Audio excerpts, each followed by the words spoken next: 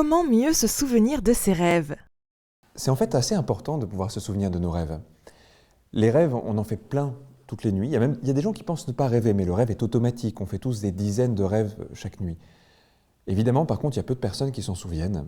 Quelquefois, il y a des gens qui vont se souvenir d'un, deux, trois rêves, et même beaucoup de personnes qui n'ont aucun souvenir de tout ça. Pourtant, ça s'éduque. En fait, non seulement ça s'éduque en prenant conscience de nos rêves, mais aussi en apprenant en quoi ils peuvent nous être utiles. Il y a trois choses en fait qui nous empêchent de nous rappeler de nos rêves.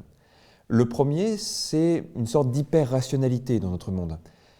En fait, il y a beaucoup de personnes tout simplement qui accordent peu d'importance aux rêves parce qu'ils vont les juger comme étant un peu farfelus, un peu fous, un peu incompréhensibles. Il y a quelque chose qui nous échappe et quelquefois donc il y a une mise de côté, il y a une sorte d'autocensure dans les rêves. La deuxième chose, c'est le manque de compréhension de ce qu'ils peuvent nous apporter. Si on considérait comme nos rêves comme étant utiles, on aurait tendance tout simplement à mieux nous en souvenir.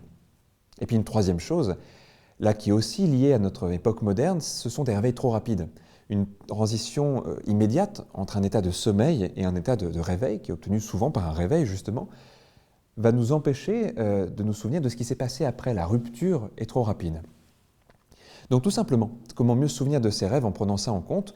La première chose, c'est d'accepter peut-être que nos rêves puissent être utiles.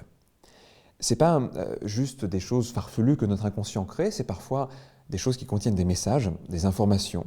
C'est aussi un terrain d'expérience, c'est un terrain pour notre créativité. Il faut savoir par exemple que pour notre cerveau, ce dont on rêve pendant la nuit peut avoir autant de valeur que ce qu'on a vécu pendant la journée. En fait, notre cerveau assimile autant l'expérience du rêve que l'expérience de la réalité. Pour se convaincre de ça, on peut tout simplement s'imaginer que si une personne rêvait qu'elle était en train d'apprendre une langue étrangère et qu'elle rêvait dans cette langue étrangère, elle aurait la même expérience que si elle avait vraiment parlé dans une langue étrangère pendant sa journée. L'intérêt est le même. Une fois qu'on est convaincu de ça, on pourrait se dire aussi qu'on pourrait se servir de nos rêves comme d'un terrain de travail, comme d'un terrain d'expérimentation.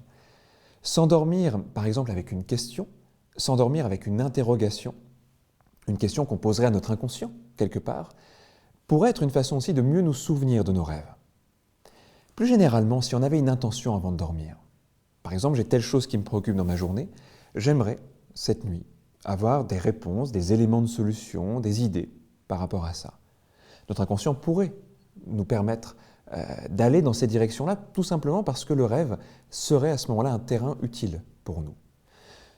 On pourrait, imaginons qu'on mette ça en pratique, on pourrait dire qu'une personne, si avant de s'endormir, elle visualisait une scène, par exemple, et que dans cette scène, elle s'imagine vivre une réponse, vivre une solution par rapport à ce qu'elle vit, alors ça inciterait son inconscient à générer des rêves qui vont dans cette direction-là, et ça favoriserait le souvenir de ces rêves-là.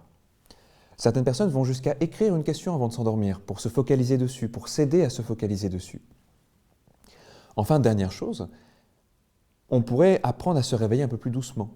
Alors il existe des générateurs d'aube, par exemple, qui génèrent un réveil progressif avec une sorte de lumière naturelle, comme un soleil qui se lève. Ça peut être une façon technique de le faire. On peut aussi se programmer quelques réveils progressifs. Au lieu de se réveiller d'un coup, il existe aujourd'hui plein de systèmes qui permettent de reporter un réveil de quelques minutes et de rester un petit peu comme ça, un peu plus longtemps entre deux eaux. Un peu réveillé, pas complètement.